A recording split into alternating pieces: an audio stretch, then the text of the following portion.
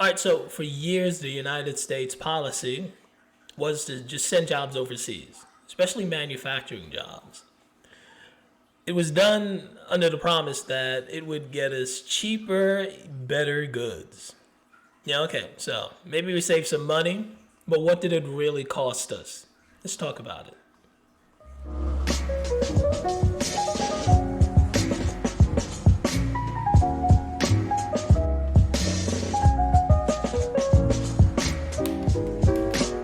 Hello, everyone. This is Keith. Welcome to the Ghetto Sapien channel, your home of inner city intelligence. Manufacturing jobs. I'm going to tie it into something that is, I think, affecting the United States right now. For years, it's been like the policy of the United States to just send jobs overseas to where we actually build things. Working at a steel mill or car manufacturing, and clothing manufacturing, any of these manufacturing jobs that supported families for decades, and men could count on when just with a high school diploma they need to go to college, and they able to afford a home, take care of wife and kids. Well, that's what we paid for. That's what it cost us when we sent those jobs overseas. Less opportunity for men who don't have they don't have the desire to go to college and get a degree and whatever. They just want to go leave high school, work with their hands. We've taken away millions of opportunities for that. And we've paid for it in more ways than you can imagine. For example, this article's from NPR, 2016, so it's a few years ago. I doubt if things got any better.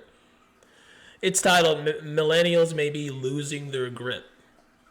Millennials, the thoroughbreds of texting, good play on words, may lag behind previous generations when it comes to old-fashioned hand strength. In studies of Americans ages 20 to 34, no glasses, occupational therapists found that men younger than 30 have significantly weaker hand grip than their counterparts did in 1985. The same is true for women ages 20 to 24. According to the study published online by the Journal of Hand Therapy a few months back. Hand therapy, a journal? That's a thing. Okay.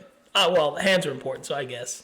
Anyway, here's where NPR rears its ugly head, because this is their suggestion for all of this.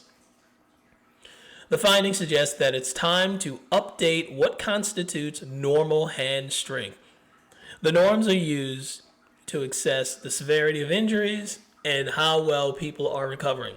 So, NPR, the brilliant people there, instead of saying, hey, maybe it's not a good thing for guys to have decreased hand strength. Maybe guys need to go to the gym. Maybe they need to take up more manual labor. We need to remove the stigma from, manual labor. Maybe those things would work out. But they suggest maybe we should just change our standards. What's the new norm?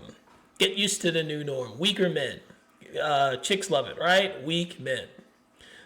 I think that's a problem. I think guys, some of our self-esteem, our self-image comes from how strong we are, how physically strong. Yeah, okay, so that may be Cro-Magnon-like, Neanderthal-like, but it is what it is, as they say. We have been, these are the same physical bodies that have been running around the plains of Africa and the mountains of Europe for millennia. Civilization, as we know it, is very recent. Most of us were hunter-gatherers for a long time. Our bodies haven't changed that much. It's still designed to get up and move and do physical things, especially guys. We're not designed to sit behind a desk like I do right now. We're not designed for that. We're designed to hunt and run and protect and things like that. And we need physical labor. I work in IT. I've been doing it for most of my life, and most of my adult life. But I still like working on cars. I grew up working on cars with my dad. I learned a lot from him, busting knuckles and turning wrenches and holding up hot lights. I hated it at the time, but I really benefited from it, and I still like working on cars. I have a car, a sports car. It's not brand new, and I didn't want a brand new car as a sports car. I wanted to be able to make changes to it without voiding the warranty. So I tune up little things here and there, just bolt-ons. I'm not like a mechanic like my father was, but I still get satisfaction from doing it. My son, the same thing. He works in IT. He works from home, and when you work from home like I do, you are so cut off from manual labor. It's not even funny. My commute's like from the top of my stairs down to my office. I could not go outside for days if need be, but I still have that desire to go out. Like I said, my son who works in IT, he likes building computers from the ground up, from scratch. He orders the parts, puts it together, plays around with it. He's even had to buy a soldering kit to solder stuff. He likes it. It's natural for guys to want to build things. So to send a lot of these manual labor jobs overseas is just it's the death of the family. To be honest, I like I said, guys like building things from cars to homes to families. It's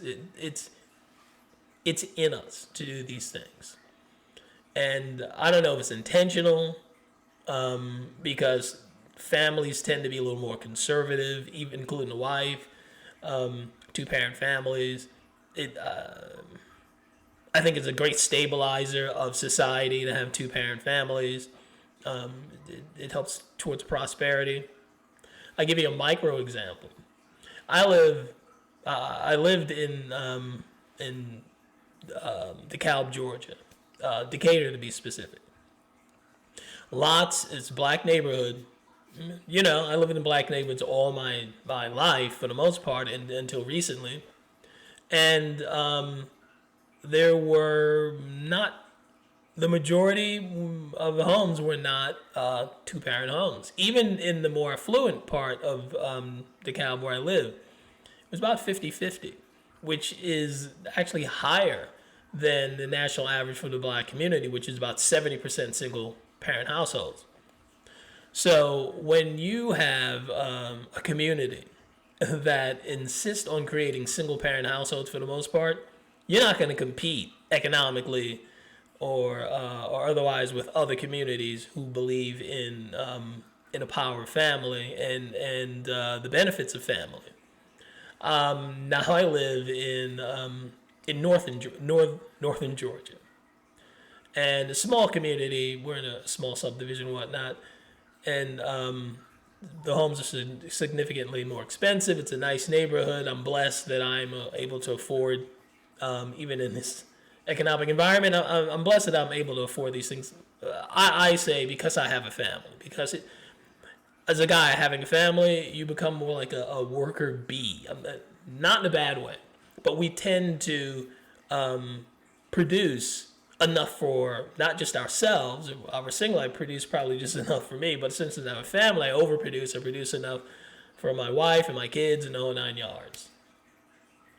So the community benefits from that. Now, the community I live in now, there aren't many other black families in our subdivision. But don't get the false impression that my subdivision is mostly white. It's not.